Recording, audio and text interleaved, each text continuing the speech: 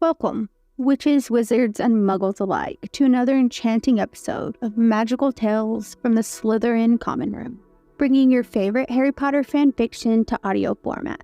So sit back, relax, and Accio headphones and let the magic begin. Two Weddings and a Manhunt by Deydralinne, Chapter 19, September 25th, 2003.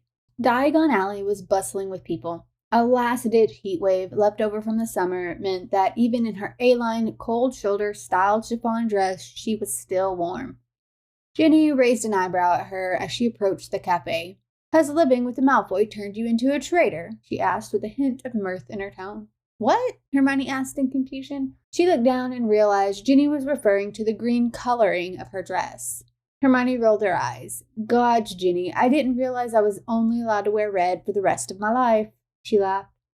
Ginny grinned at her. "No, you can wear other colors, just not green." "It's not even Slytherin green," Astoria giggled with a frown, approaching from behind Ginny, Daphne at her side. "It's pretty blimmin' close," Ginny threw a look out, daring Astoria to challenge her. "I think you look lovely," Daphne grinned. They had decided to meet at a cafe halfway down Diagon Alley. There was a beautiful little courtyard out front, hedged by lavender bushes with little white tables under yellow and white striped sunned umbrellas littered the courtyard. Astoria rolled her eyes and tugged Daphne inside to order some tea and finger food. Ginny sat next to Hermione, leaning in close. "Oh my lord, Hermione, you and Draco need to get into fights more often. Harry was on such a high from the fight that we had sex all over Grimmauld Place. It was mind-blowing." Hermione tried not to grimace at the image of her oldest friend and Ginny going at it like rabbits. "Maybe that's what you need. You have an incredibly fit husband, might I add. Loosen up a little bit. Take advantage of some casual sex while he's right there at your disposal," her friend rushed out. Hermione looked at her, her eyes falling on a shrub of lavender behind her. It smelt divine, and the pops of purple against the green were pretty. "Oh my stars. You already did," Ginny all but yelled. Hermione desperately looking around, shushing her. "No, well, we haven't had sex. The things may or may not have gotten away from us the other morning. And..." Hermione looked back towards the door and was relieved to see Astoria and Daphne still standing by the counter. She turned to the redhead, leaning in close and lowering her voice to a whisper. "Ginny, I swear to Merlin, that man ate the soul clean out of my body. I've never come so hard in my life. I still get dizzy thinking about it now." She rushed, her cheeks turning as red as Ginny's hair. Ginny grinned back at her. "Hardly seems fair. Rich, attractive, and knows his way around. So, what's with all the secrecy? You two are married. Everyone assumed you had started sleeping together after what happened at your birthday anyways." Hermione frowned. "I got the impression that he wants more from me than a casual lay, which, if I'm honest, is how I feel about it too. But we're supposed to be going through this application process. So what does that mean for us? Do we take that whole thing off of the table? Then what if in another 2 months we hate each other again and we're back to square one? It seems like such a leap to go from, 'Hey, I have some feelings for you,' to 'Let's spend the rest of our lives together.'" Ginny nodded sympathetically.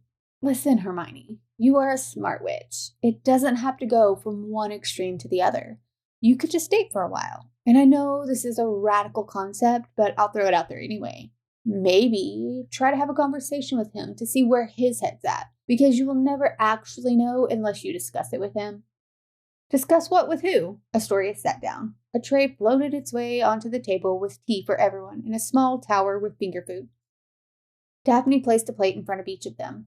"Hermione has some thoughts about organizing a charity game of Quidditch to fundraise support for the conservation of the Golden Snidget. She was wondering if Harry would consider commentating the event," Ginny said without hesitation.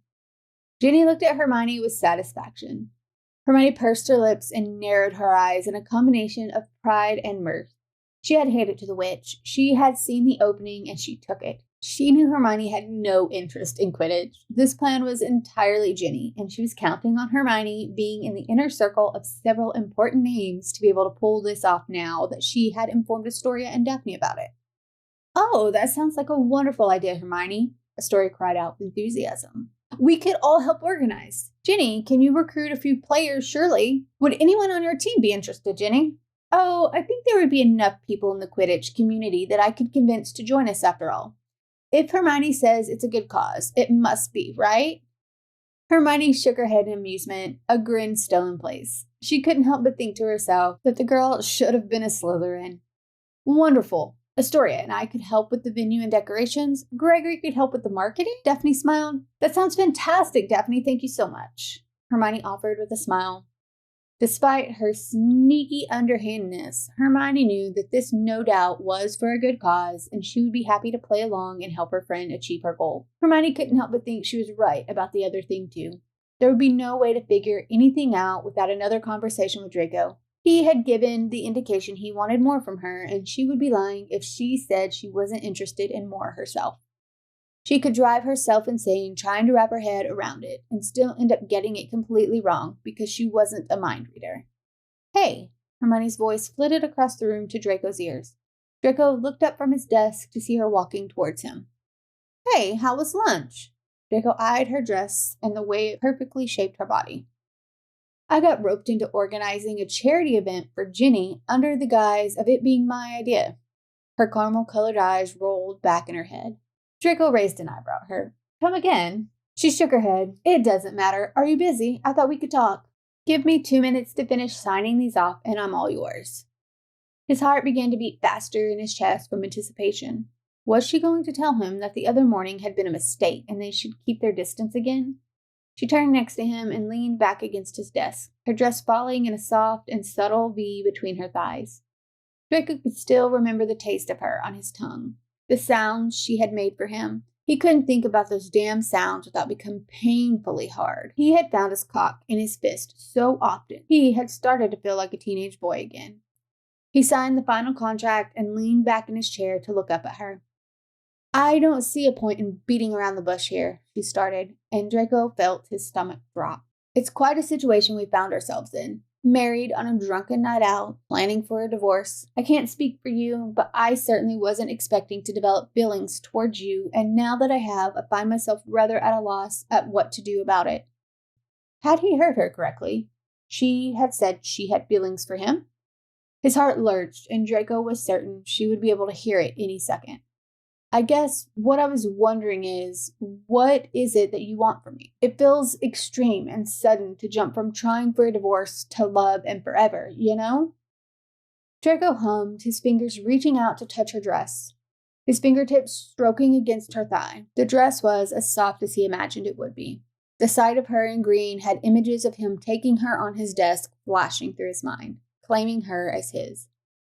I do know, perhaps this is something we can discuss further with Healer Thorn tomorrow, provided we can get a word in edgewise. Between your birthday, the morning after, and this conversation, she's going to have her work cut out for her, I'm sure. His gray eyes tore themselves from where his fingers were playing with her dress and clashed with her brown eyes. As for what I want you, Hermione. I've found myself rather inexplicitly infatuated with you, and frankly, this distance is driving me crazy. I think you're right. It is a sudden leap, perhaps one I'm more willing to take than you at this point, and I'm okay with that. I will wait and bide my time, but I'm no longer under the impression that this can't work out between us. If you would let me, I would like to try dating you. She stared at him, her mouth slightly agape. Draco watched as his words sunk in. You would? If you will let me, yes. If I can't win you over, I'm not saying it's going to be perfect. We're going to fight because you are a giant pain in the ass a lot of the time. You're bossy and always think you're right, even when you aren't, and you're stubborn. She laughed. Well, I'm sorry. Is this supposed to be winning me over? He raised an eyebrow at her as if she had just proved his point. You're forever interrupting me and tend to insert yourself into every situation, but I find that I like those things about you. You are fiercely loyal. You are quick to analyze every situation for its merits and risks. You are protective and kind and generous to a fault. You are brave and wild and so incredibly smart. You remind me of Fiendfire. Impossible to tame or control, but beautiful in the best ways.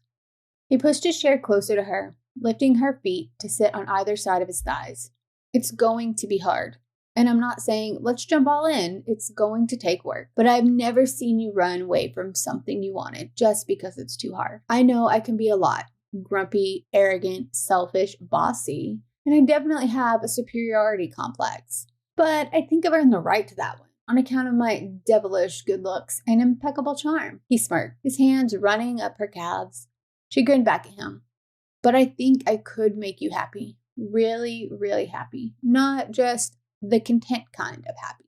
And I can tell you now, I won't ever try to make you less than. So, what I want is to give this a proper shot. If you still want to walk away and divorce me, I will try to accept that. And I will try to give that to you, if that's what you truly want. But I would like to try first. What do you think, my darling wife? Would you try dating me? She scrunched her nose up, sticking one finger in her throat and pretended to gag. He chuckled at her theatrics, knowing she wasn't serious. She smiled at him. I can give dating a go. Draco smiled up at her. Good. Now, come here. I've been dying to kiss you all bloody week. He grabbed the backs of her knees and yanked her forward onto his lap, his arms wrapping themselves around her waist and pulling her tight against his chest. His hair fell around his face as he reached forward, pressing his lips to hers.